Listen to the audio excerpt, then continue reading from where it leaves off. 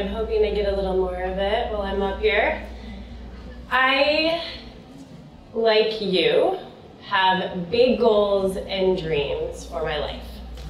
Whether it's to start and raise a family, maybe it's to reach another level in your career or your business, or perhaps you want to save a whole bunch of money so you can retire early and travel the world, or all of it. But do you know what you need to be able to do all of those things and a whole lot more? Energy, confidence, feeling like you're capable. You gotta feel happy. There was a recent study done not too long ago on where we're at as a country when it comes to happiness and energy and how we feel. And 1/3 of our population feels good, which means over 200 million people in the United States don't feel so good. As a society, we are running around on autopilot, barely paying attention to what is going on within us and around us because we are just always reacting, right? Constantly just trying to get through the day, never really slowing down long enough to tune in and figure out what's going on. We probably scroll through news feeds and articles all over social media. Maybe you check out an inspirational meme once in a while or a post. And perhaps you find yourself getting lost in other people's highlight reels, in the stuff that they share that's so amazing. And you might say to yourself, why haven't I done that? Why am I not losing the weight? Why haven't I gotten that promotion? Why haven't I done that thing? Right? And the reason usually is because it scares the shit out of us. Right? It's uncomfortable to think about change. It's scary to think about moving from where you're at to where you want to go because you become so overwhelmed with what you need to do to get there. And so what do? We stay stuck. And we tell ourselves we're fine. We'll do it later. I don't have enough time right now. Right? It could be so much worse. I know you said it. I'm guilty. And so what happens? The distance between where you're at and where you want to get to just grows. Right? And why? I'm going to tell you that there's nothing wrong with you. Your brain sets you up to fail. Okay? So the brain has 3 jobs. The first one is to run very quickly away from pain and discomfort, to run as quickly towards pleasure, right? That's why we find ourselves in the kitchen pantry looking for cookies. And to be efficient. So we don't want to work too hard, right? So anytime you start to think about, oh, I want to go for that promotion. Oh, I want to do that work to lose weight. Oh, I want to start dating again. I want to have a family. Whatever that is, your brain's like, nope, not happening. That's scary. We're going to stay right here. So I just want to throw that out there in case you find yourself shaming yourself for not doing anything. The people who make big changes in their life, they don't want to do it, but they get to that next level because they do. And so I want you to think about, what's that goal? What is that thing that you've been resisting, that you've been telling yourself you're fine? Maybe you've been settling. What is that? And what do you need to do to get there? Because I don't want you to be one of those 200 million people. I want you to be the 1/3. Okay? There is a massive revolution happening in health and wellness, and it is calling us to ask ourselves what we're doing with our mindset and our habits and our self-care. It's pushing us to think about how we're showing up as leaders and change makers, parents, lovers, friends, community partners. And it requires us to do the deep work that is necessary so that we can begin to show up our best and thrive. Because I know you ladies want to make an impact, whether it's in your families or in your communities or at your place of work. And in order to do that, you have to feel good, right? I have been working with women for quite a while on getting unstuck. And it requires action. And when we take a little bit of action, it leads into more action, right? We need to build the confidence to be able to do that. So I'm here today to give you a little kick in the ass. Motivation is like kindling. You only need a little spark, right? To light the flame. Just consider me like, lighting that flame. I'm gonna set you on. Bye-ya. Okay, so what I wanna say is that you might be thinking, this chick is crazy. She's talking about pushing me to do something. If your brain is already telling you run quickly and go find the wine, I get it, it's totally normal, but I'm going to give you a few things to think about, especially as you enter into the panel part where you start to ask questions, okay? Because here's the thing, you already know what you're supposed to be doing. There's Google, there's podcasts, there's a whole bunch of books. What we do is we find ourselves thinking we're super productive, reading all of that stuff, listening to all that stuff. You know what that is? That's your brain, because it's scared. And so you know all this stuff, but you're not doing any of it. I want to take you from knowing to starting to implement and apply.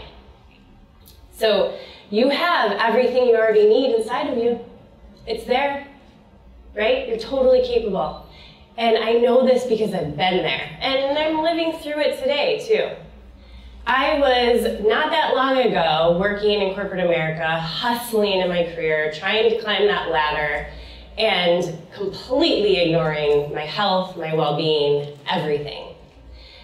Now, if I had any self-awareness at the time, I would have known that I was in a toxic relationship. I had a terrible relationship with food and my body, and I was basically dragging myself to the ground because I was working so hard. But the perception was that I had it all together. I was training for the Olympic trials. I had a killer job that I was doing well at. I ate a lot of vegetables, and I looked healthy. But I was putting a lid on my dreams, and we just heard about Lucy Hobbs. She was not putting a lid on her dreams. She went after them, right? And so I had one of those moments there's just no turning back from.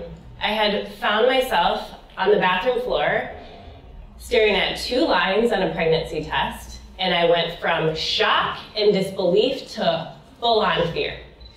I had no idea what I was going to do. Because several years prior, I had dropped out of college, was admitted to a hospital for an eating disorder, and had a terrible relationship with my body and food. So I didn't trust myself to take care of myself. I thought, holy shit, I'm responsible for a human. What am I going to do? I can't even take care of myself. And so it would be really cool if in this moment I told you I got my shit together. But what I did was it started the ball rolling. Because here's the thing, health and well-being is not just cardio and kale, right? It's what your relationships are like. It's what your community is. It's your mental health. It's how you manage your stress. It's the people in your life.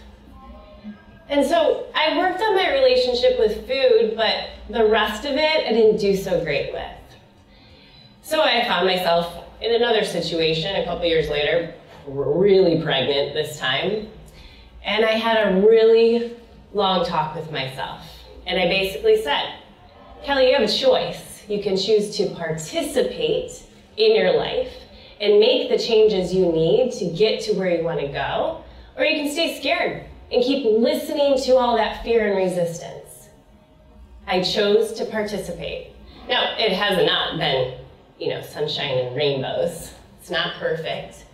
But from that point on, I made a decision. And when we decide to do something, we start to make those changes.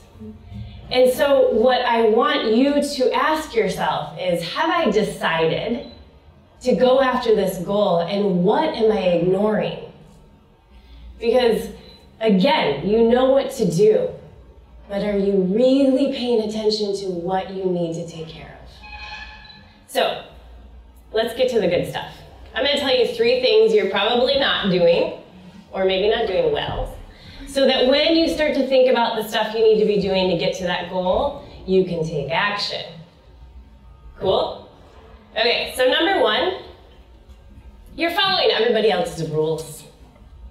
How many of you are trying to do what somebody else is doing because they're successful at it? As a society, we just look to other people. We have been trained, a little bit brainwashed, to think that because something works for somebody, it should work for us, right? Whether it's how to get the guy, how to lose the weight, how to get the job, whatever it is. Just because it works for one person does not mean it works for everybody. This is when I challenge you to start to actually slow down and pay attention to what's going on with you. Pay attention to what makes you feel good, what makes you thrive, what habits do you need in place to be successful. Not everybody's a morning person, but everybody in the personal development space tells you you should get up in the morning and do 100 things to start your day. But that might not work for you, right? You might be a nighttime person. I am. And I have 2 little boys that run around like madmen in the morning, so mornings are not mine. But just because everybody who's a thought leader is telling you to do something does not mean that that is the only way. What works for you is not going to necessarily work for somebody else, and what works for you today, sorry, it might not work for you a year from now. You've got to pay attention. So take note, okay? That's number 1. Number 2, you're chasing perfectionism. Ladies, how many of you are chasing perfectionism? Okay, I'm gonna make this really easy. It doesn't exist. No such thing. So perfectionism stresses us out because we think there's this ideal, like this perfect thing. And then we become so rigid that we fall into the all or the nothing, right? So you're either all in or you're like, no, peace out, I can't do this. So the best way to attack anything, whether it's your health and well-being, or it's your career goals, or it's something else, is to start small, take away all that pressure, and stop thinking about the end goal. Think about the little things you can do every day that add up to the big thing. Take away the pressure to get it all done. Perfectionism is fear. We're hiding behind perfectionism because we're afraid to put ourselves out there. We're afraid to do the thing. So think about how you're doing that in your own life. And remember that done is better than perfect, okay? So if it's, you can't get an hour in at the gym, do 10 minutes of something, right? If you can't eat the perfect meal, have one thing that's good, right? If you can't get all the sleep, make sure some of the sleep is good. Okay, last one. You need a barracuda.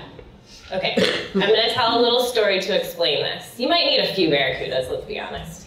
So, back in the day when they were transporting fish to Chicago, the boats would leave the harbor and they'd get to Chicago and, like 40% of the fish were alive. And obviously to sell fish and actually make money, you want them to be alive, right? Not like half dead. So this was a real problem, and they tried everything. Like, they did stuff with the water, they fed them different stuff, they did all these things, right? Nothing helped. And then one day, this guy had an idea that he was gonna drop a barracuda into the pool where all the fish were, right? And when they got to the harbor in Chicago, 60% were alive. So what do you think? Why do you think? Well, the barracuda scared the shit out of those fish, right? He basically raised their level of performance. Those fish had to keep themselves alive. And how this translates to your life is, I want to ask you, do you have barracudas in your life? Or do you have a whole bunch of lazy fish you're hanging around with that aren't pushing you to be your best? Because your environment, the people you surround yourself, they make a big impact on how you show up. You've all heard the phrase or variations of the phrase that you are the average of the 5 people that you spend time with, right? I joke that I spend most of my time with 2 little boys, so that must make me, I don't know, a little wild and crazy. But there is a lot of truth in this. So find your people. Find your barracudas that are going to push you to show up. Find your mentors. Find people who really expect things of you, hold you accountable, and of course give you some grace along the way, right? Okay, those are my 3. I could go on forever, but I have a time limit. So what I want to leave you with is that you all are meant to do big things. There is so much ahead of you, and you need to have the confidence and feel good about going after it. So give yourself some permission to make yourself a priority and start doing the work on making it happen. Okay? Got it? If you have any questions, I'll be hanging around with a cocktail later. Thank you so much for having me. And if you have questions, please don't hesitate to come up to me after.